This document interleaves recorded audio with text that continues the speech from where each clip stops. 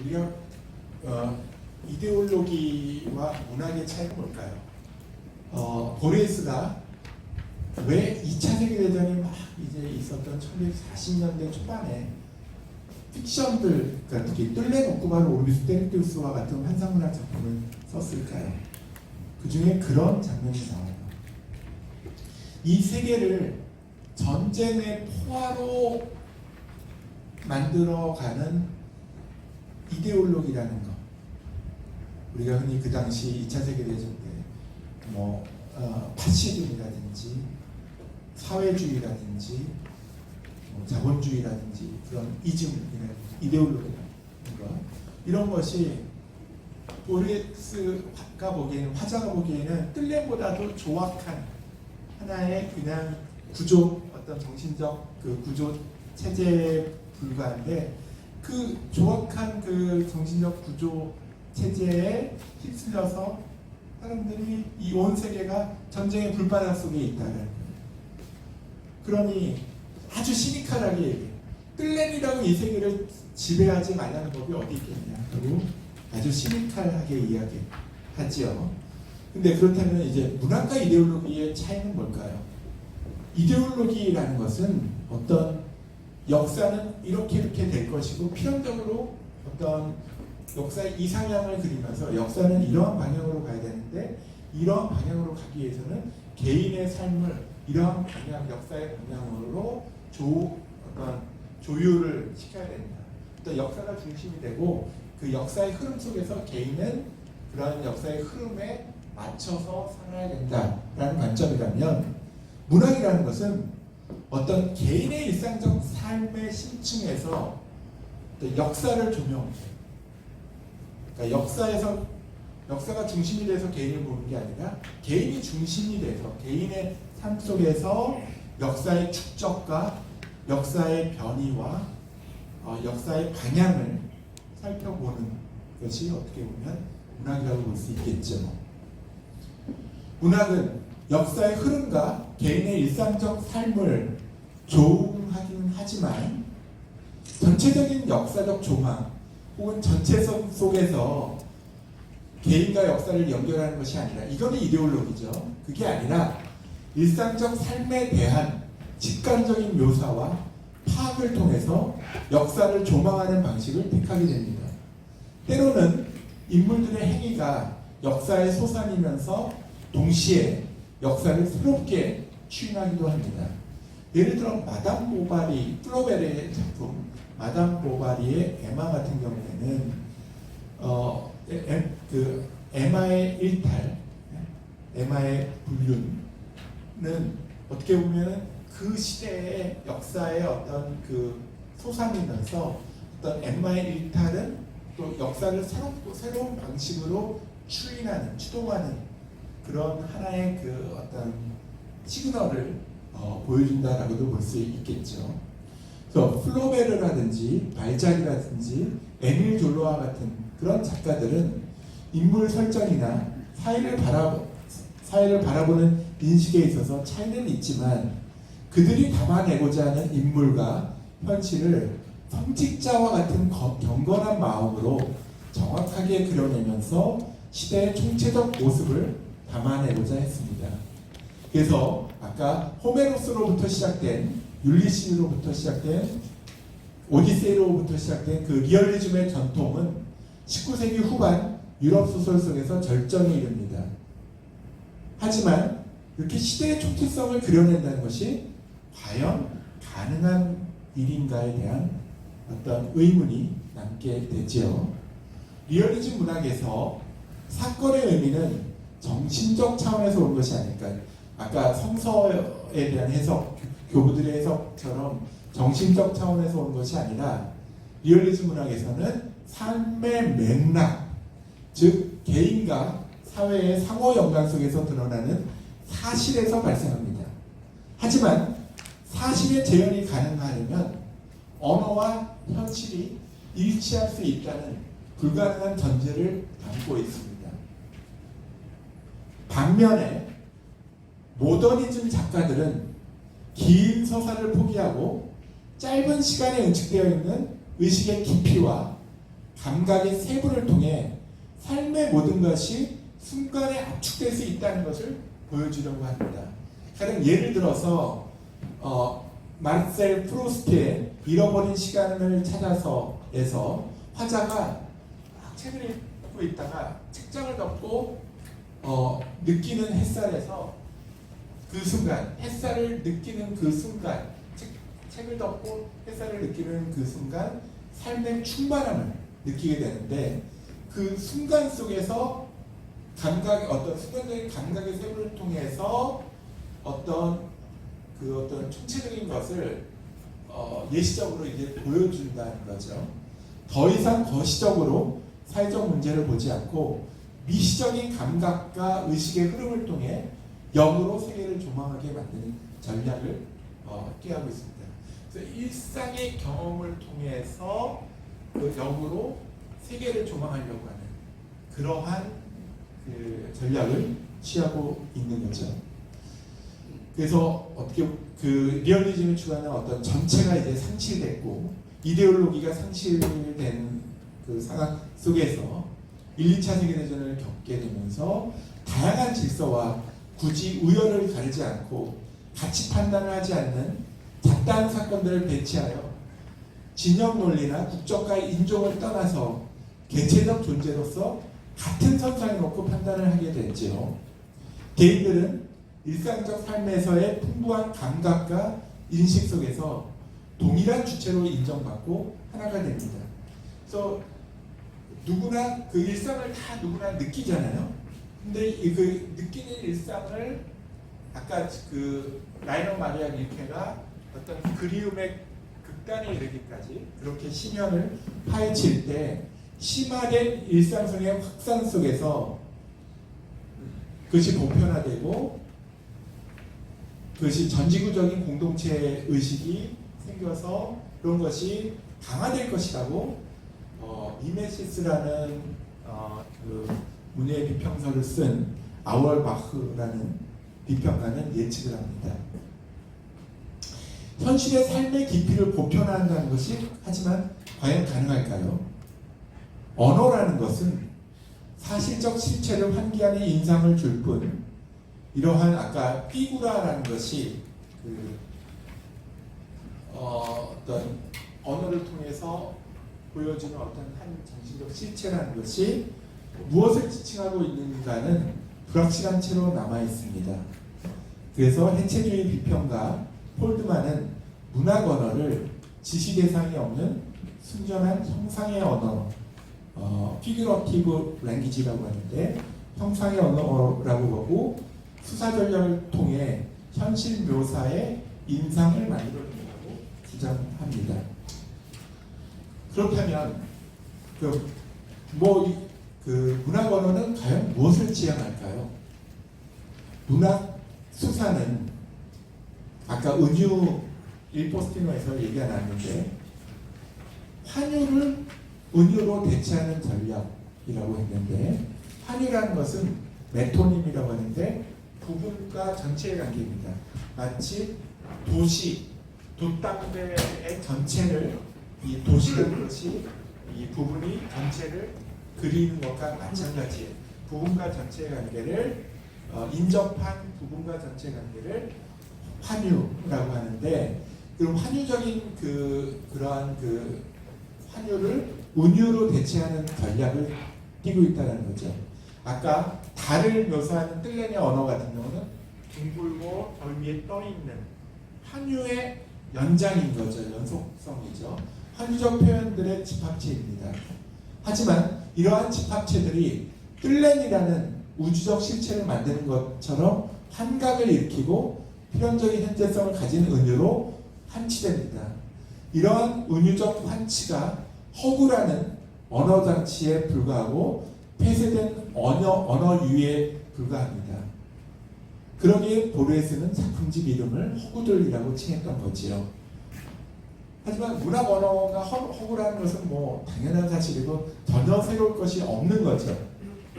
하지만 이런 허구적인 피규러티브 랭귀지가 문학 언어라는 것이 과연 무엇을 지향하는가라는 것이 중요한 문제입니다. 뜰렌이라는 정교한 허구 체계는 우리의 일상 언어의 부정확함과 그로부터 구축되는 이데올로기가 얼마나 부실한가를 역설적으로 드러냅니다. 플로베르의 경우에는 성직자적인 태도로 묘사하는 대상에 대해 적합한 표현을, 그래서 일물 일어설의 이라는 말이 나오잖아요. 그래서 적합한 표현을 하고자 하는 노력을 기울였고, 또 마르셀 프루스트는 글쓰기를 통해 과거의 순간을 충만하게 복원하려고 했죠. 이러한 지향과 의지는 우리의 삶과 우리가 영위하는 세계의 현실의 이면에 대한 그 의미에 대한 직관적 통찰이라는 우회적인 방법으로 진리의 추구의 장을 엽니다. 역사적 진실과 문학적 진실은 다르면서도 같아요. 사실의 진위 여부는 다르지만 사실을 담고 있는 맥락과 배경의 심층적 의미를 추구한다는 점에서는 같죠. 그래서 아까 문학과 역사가 서로 어떤 사실의 진위에 있어서는 다르지만, 하지만 그 맥락이라든지 어떤 사건의 어떤 심층적 의미가 같다라는 것을 드러내는 작품으로, 또 다른 작품으로 보레스의 엠마순스라는 작품을 들 수 있는데, 시간 관계상 여기에 대한 설명은 한번 여러분들 보레스에 관심이 생기면은 나중에 이제 픽션들에 나오는, 또 그 다음에 알레프라는 작품집에 나오는 단편들을 한번 유의 깊게 봐주셨으면 합니다. 자, 아까 제가 과술적 사실주의 하면서 잠깐 가브리엘 가르시아 마르케스의 100년의 고독에 대한 그 한 일화, 그 미녀 레메디우스의 그 하늘 성모 승천과 같은 승천, 그 하늘의 승천 얘기를 했는데요. 100년의 고독의 첫 문장은 이렇게 시작됩니다. 아까 보레스의 그 플랭 오쿠바로 테르티우스의 첫 문장도 상당히 수수께끼 같은 그런 그 문장으로 시작해서 독자의 관심을 확 끄는데, 여기서도 마찬가지예요. 몇 년이 지나 총살을 당하게 된 순간 아우렐리아노 부엔디아 대령은 오래전 어느 오후 아버지에 이끌려 얼음 구경을 하러 간 일을 떠올렸다. 총살을 당하게 된 순간 그 한 대령이 아주 어렸을 때 아버지와 함께 얼음 구경을 간 그 사건을 떠올리게 돼요. 자, 이게 첫 문장이에요. 근데 이 첫 문장이 일단 우리가 자극적인 어떤 사건이 있죠. 총살대 앞에 섰다라는 것은 아주 독자의 주목을 끌 수 있는 사건이죠. 그런데 우리가 만약에 총살대 앞에 서게 된다면, 도스토옙스키라는 작가도 총살 집행 당하기 일보 직전에 구제가 돼서 이제 살아가게 되는데, 나중에 이제 시베리아로 유학 가게 되는데, 그때 이제 그 놀라움과 두려움 속에서 간질병이 생겼다고 합니다. 여러분 생각해보세요. 총살대 앞에 서게 되면 무슨 생각을 하게 될까요? 정말 오만 가지 생각이 주마간산처럼 이제 이렇게 생각이 날 텐데, 여기서 특이하게 아버지와 함께 어린 시절에 얼음 구경을 갔던 장면을 떠올려요. 그래서 이 문장 자체가 상당히 독자의 흥미를 주목을 끌게 하죠. 왜 하필이면 얼음 구경 간 사건을 떠올렸을까 하는 의구심을 자니게 하죠. 근데 또 재밌는 것은 여기서 시간의 흐름입니다. 몇 년이 지나 총살을 당하게 된 순간, 그러면 여기서 이 글에서 어떤 현재가 있고 몇 년 후 총살대 앞에 있는 순간이 있겠죠. 근데 총살대 앞에서 그로부터 아주 어린 시절에 얼음 구경 간그 추억을 떠올리게 된 거죠. 현재적 시점에서 미래와 과거 양갈래로 시간의 흐름이 생겨나게 됩니다. 이런 몇 년이 지나와 오래전 어느 오후라는 부사구를 통해서 미래의 부사구와 과거의 부사구를 통해서 시간이 양갈래로 흐르는 느낌을 독자에게 갖게 합니다. 즉, 이 한 문장에서 어떤 총체적인 시간을 그려내려고 하는 작가의 어떤 야심이 드러난다고 볼 수 있겠죠. 혹시 여러분들 중에서 백년의 고독을 혹시 읽으신 분이 계십니까요?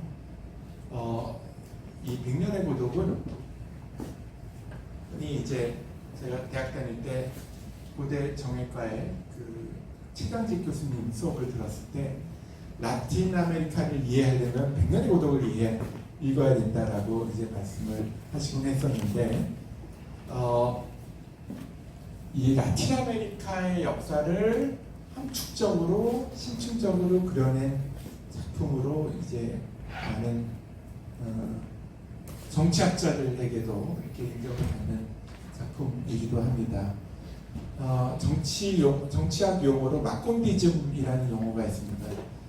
어떤 사회과학적인 어떤 인과관계로 어떤 정치학 이론으로는 도저히 해석이 안 되는 불가사의한 사건이 라틴 아메리카에서는 빈번하게 일어났는데, 이럴 때마다 마콘디즘이라는 이건 라틴 아메리카의 역사적 특수성에서 일어나는 지역적 특수성에서 생겨나는 사건이야 라고 치부할 때 이거를 마콘디즘이라고 할 정도로, 마콘도는 라틴 아메리카를 상징하는 하나의 표상이 되어버렸어요. 마콘도는 이 가상의 한 지역입니다. 그리고 이 가상의 지역을 일군 부엔디아 집안 일가의 6대에 걸친 이야기가 백년의 고독의 스토리 라인이라고 볼 수 있습니다. 그런데 이 백년의 고독의 스토리 라인은 그 라틴 아메리카 식민지 시기 후반부터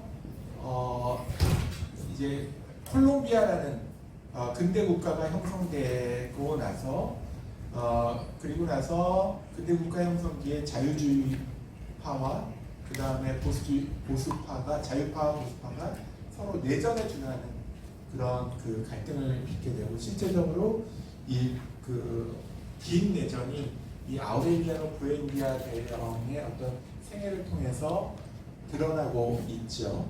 그리고 나서 휴전협정 이후 20세기 초반 바나나 농장의 스트라이크 사건 이후에 또 이 공권력이 수천 명의 그 노동자들을 결국은 학살하는 그런 사건이 일어나게 되고, 그러고 나서 이제 대홍수가 일어나게 되고, 마치 그 마콘도 마을은 쇠락하게 되고, 원래 이 부엔디아 집안은 근친상간으로 시작해서 근친상간으로 끝나는 그런 집안의 이야기인데, 호세 알카디오 부엔디아라는 그 이 마을을 만든 사람이 사촌인 우르술라와 결혼을 하게 돼서, 근친상간을 하게 되면 그 돼지꼬리 달린 아이를 낳게 된다는 그런 저주가 두려워서 부부관계를 안 하고 있다가 닭싸움을 하다가 친구 프루덴시오가 닭싸움에서 이제 이 지게 되자 이 호세 알카디오에게 분개하면서 너는 남자 구실도 못하는 주제 아니냐 뭐 하면서 막 모욕을 하게 되죠. 그러자 화가 난 그 호세 알카디오 부엔디아는 홧김에 프루덴시오를 살해하게 됩니다.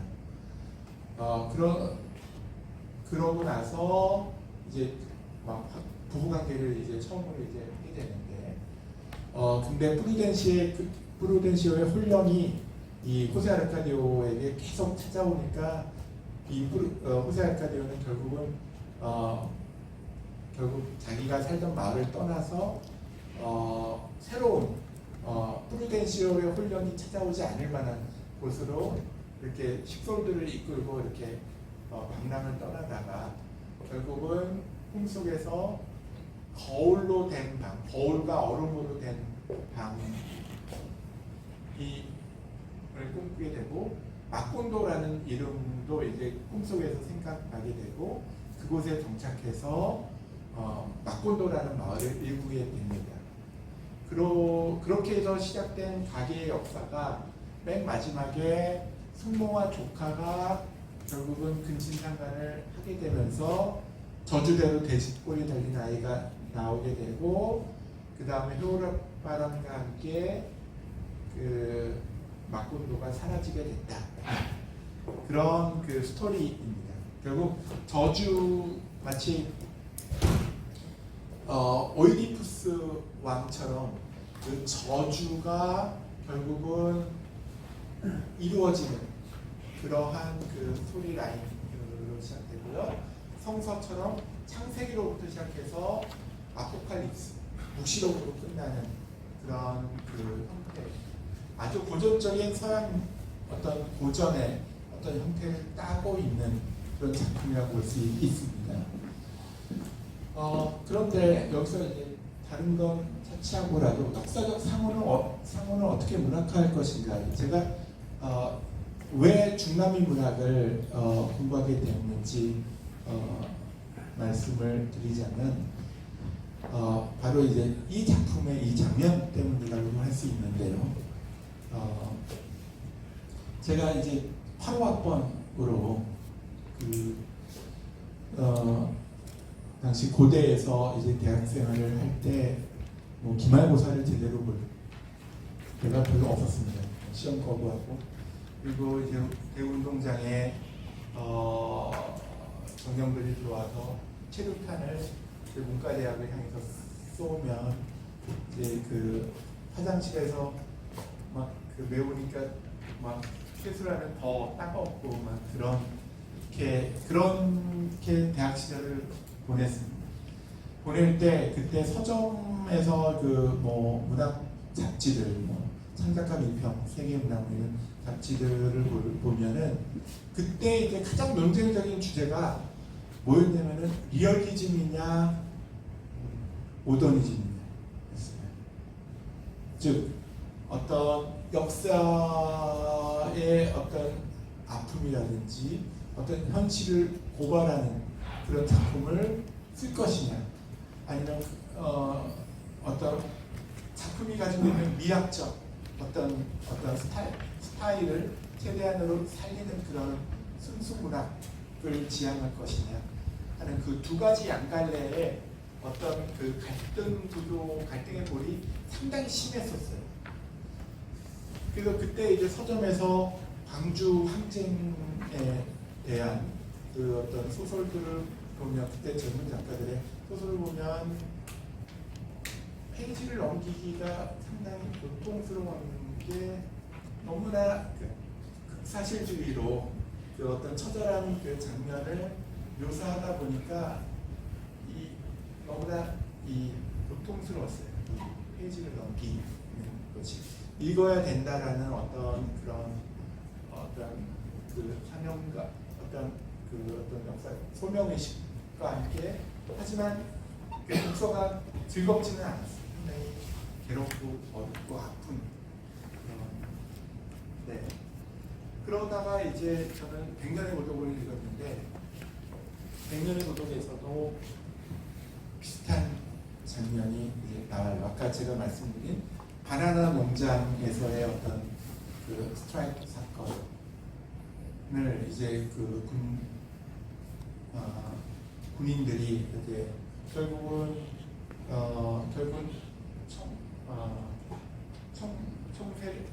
총알 세례로 함께 작품에서는 3,000명이 죽은 걸로 이제 나옵니다. 근데 그 3,000명이 죽는 그 현장을 그릴 때 어떤 식으로 그냥 짧게 묘사하면은 이 이 스크럼들이 그러니까 군인들과 이제 그 노동자들이 대치하고 있는 상태에서 갑자기 이제 발포가 되면서 이 스크럼의 한 줄 한 줄이 양파 껍질이 벗겨지듯이 쓰러져 버렸다라고 표현을 해요. 그런 현장에서의 그 장면은 그냥 한축적으로 그냥 이렇게 비유적으로 묘사를 하고 단지 더 리얼하게 다가온 것은 뭐냐면은 유일한 생존자인 호세 알카디오라는 인물이 있는데 이 부엔디아 집안 4대에 있는 그 아들인데 호세 알카디오가 유일한 생존자로 시체들 사이에서 살아나요.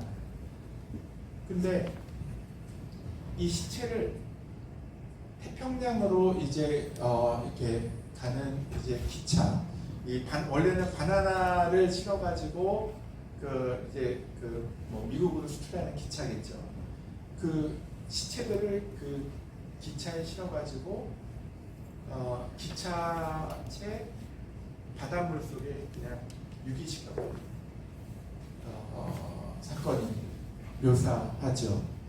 그리고 나서 호세 알카디오는 그 유일한 생존자로 다시 이제 마콘도 마을로 돌아와서 사람들한테 3,000명이 죽었다라고 얘기를 하는데 아무도 믿지 않아요.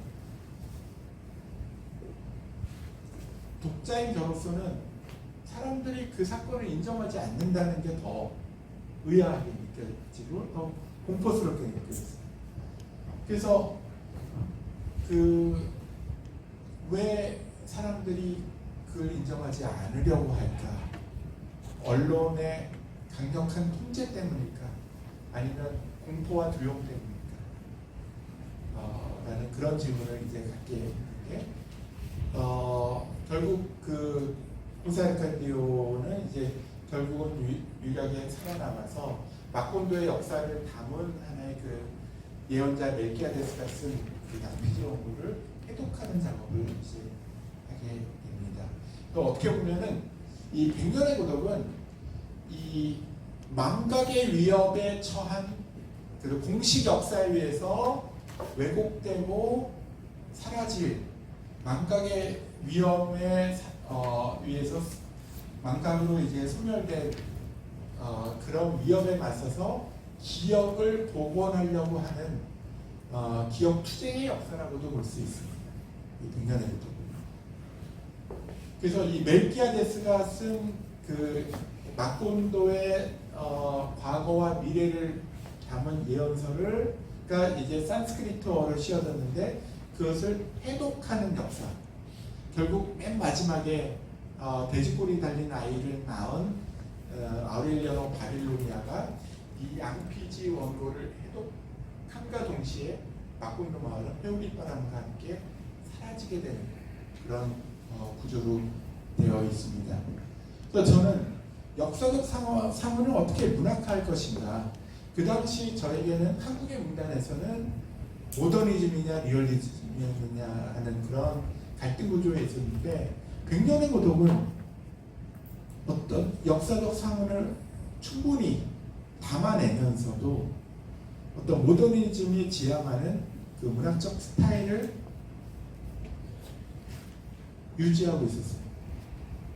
그러니까 백년의 고독을 보면 엄청나게 유머러스한 장면도 나오고 그리고 전근대적인 시각에서 근대를 바라보는 어떤 역사적인 어떤 시각을 통해서 상당히 근대에 대해서 되돌아보게 되는 그런 그 장면도 많이 나오면서 새롭게 어떤 콜롬비아뿐만이 아닌 라틴 아메리카 역사를 새롭게 재해석하는 그런 그 어떤 계기를 마련해 주는데 결국 모더니즘이냐 리얼리즘이냐 하는 그런 논쟁 자체가 무색해지는 작품이 맞을 백년의 고독이라고 생각했고 그 작품을 읽었던 그때의 감동이 저로 하여금 중남미 문학을 계속 공부하게끔 콜롬비아로 교환학생으로 가게끔 한 원동력이 되었던 것 같습니다. 가브리엘 가르시아 마르케스는 피델 카스트로의 절친이었죠. 최근에 돌아가셨죠.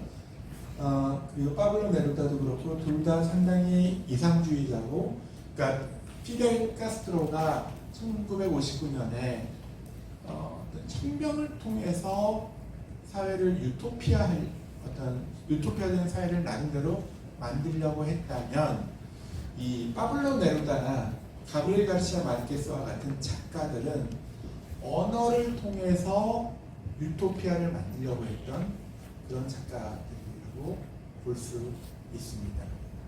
그래서 언어를 통해서, 문학 작품을 통해서 라틴 아메리카의 현실을 새롭게 규정하고 또 역사를 새롭게 바라보는 그러한 그 계기, 그와 동시에 어떤 자신의 어떤 정치적 투쟁도 마다하지 않았던 그런 인물들이라고 볼 수 있는데요. 다음으로 볼까요?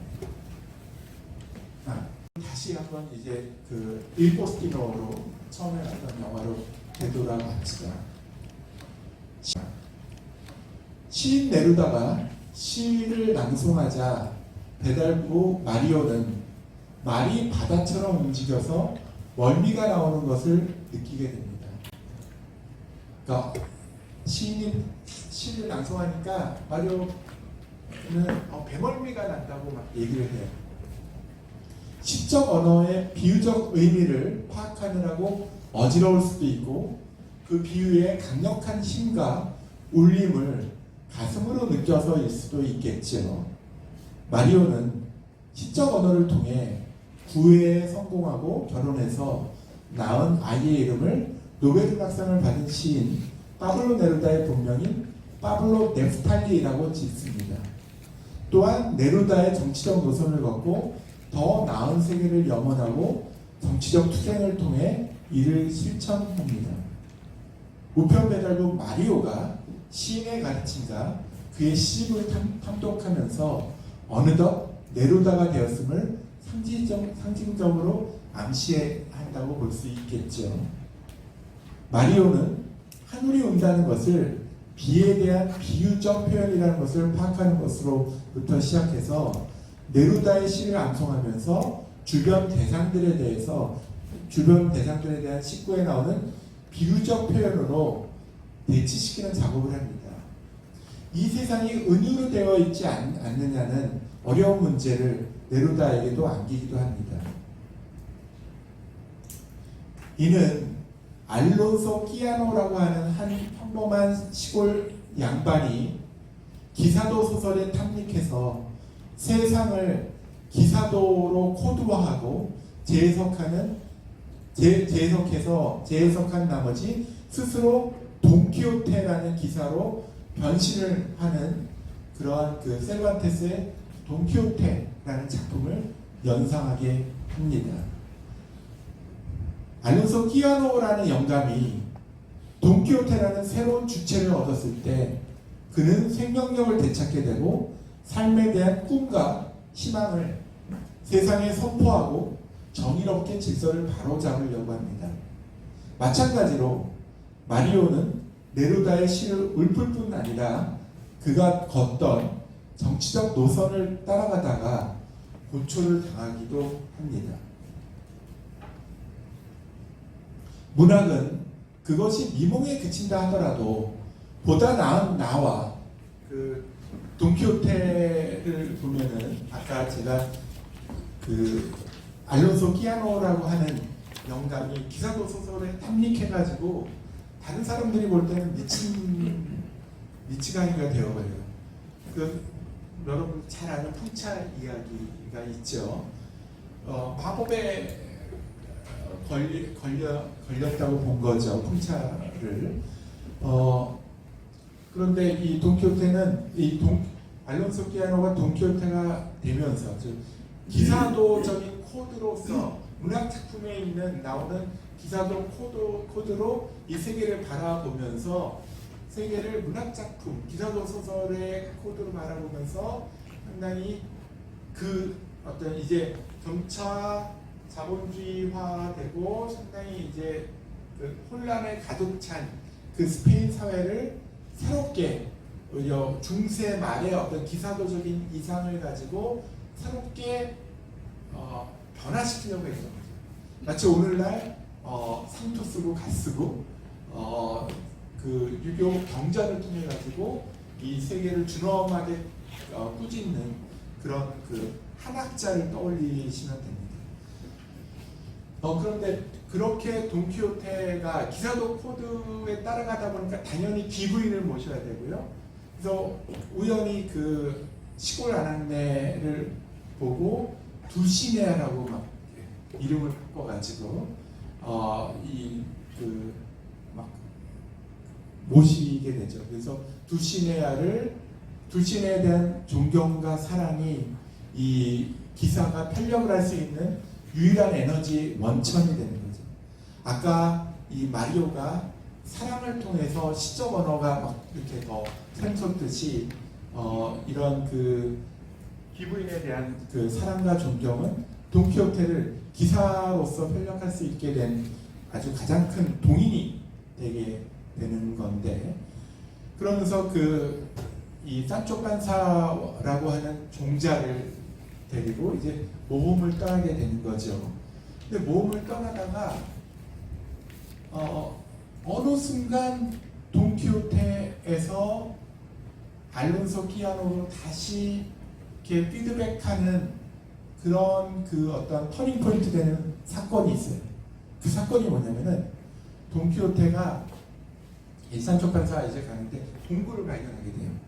동굴이 한 1.5m 정도 밑에 이렇게 웅덩이가 이제 파여져 있는데, 돈키호테가 나 여기 이 안에 뭐가 있는지 보고 오겠다 하고 산초 판사 기다려라 하고 이제 들어가요. 들어가서 1시간 반 만에, 산초 판사 말에 의하면 1시간 반 만에 나왔다고 하는데, 이제 돈키호테는 자기 일주일 동안 여기서 내가 여정을 헤맸다, 모험을 했다라고 얘기해요. 그 꿈을 꿨는데 꿈속에서 두시네아가 나타나는 거예요. 근데 두시네아 처음에는 이제 트리스탄과 이졸데처럼 어떤 로미오와 줄리엣처럼 비극적인 어떤 그 사랑을 하는 그 연인처럼 그려지다가 어느 순간 두시네아가 자신 돈키호테에게 돈을 요구하는 그런 아주 이상한 장면이 나오게 돼요, 꿈속에서. 그리고 나서 그 동굴 속에서 나와서 산초 판사에게 참 일주일 동안 여정을 뭔가 모험을 했는데 아주 기이한 사건을 겪었다라고 얘기해요.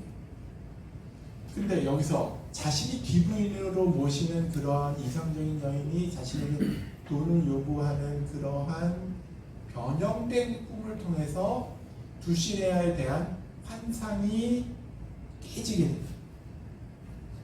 그러니까 자본주의적 코드, 그 현실의 코드가 두시네아에게 꿈속에서라도 꿈속이지만 나타나가지고 다시 이제 돈키호테는 기사로서의 어떤 그 에너지의 원천을 조금씩 상실하게 되고, 결국 다시 늙고 초라한 그 노인네 알론소 끼아노로 돌아와서 병상에서 죽기 직전에 한 말이 있어요.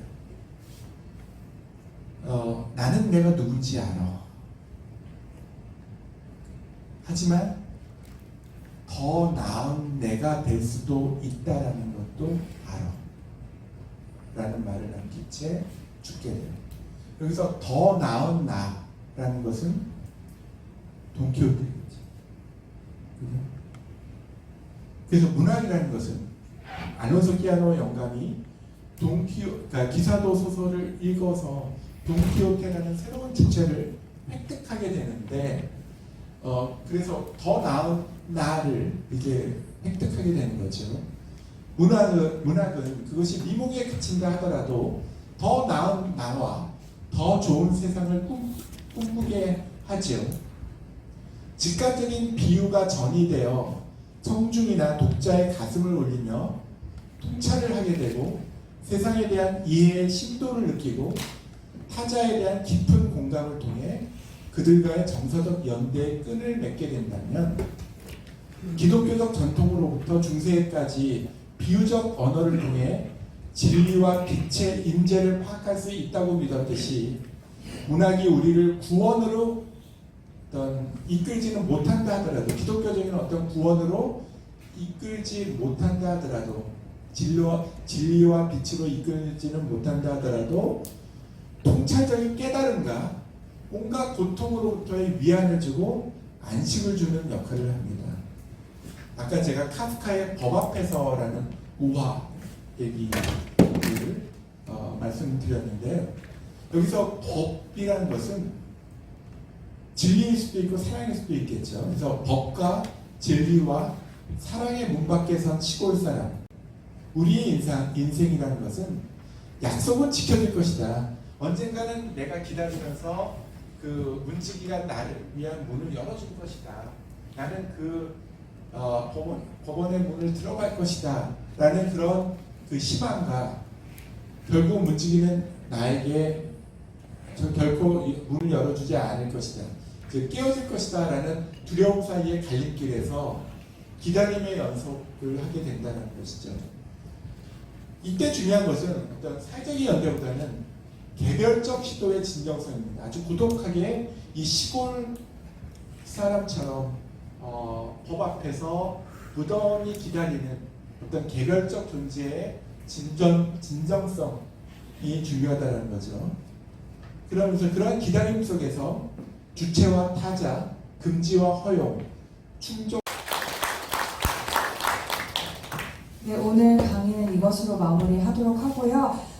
오늘 이 삶의 치유로서 인문학 시리즈를 준비하는 데는 카페 필로소피아 식구들이 정말 많이 고생하셨습니다. 카페 필로소피아 식구들 위해서도 박수 한번 부탁드려요. 네, 저희 다음 주 목요일에는 신의와 협의의 역사, 전남대학교 사학 교수님이신 이성원님 강의를 준비하고 있습니다. 다음 주에도 저희 다시 한번 찾아주시기 바랍니다. 고맙습니다.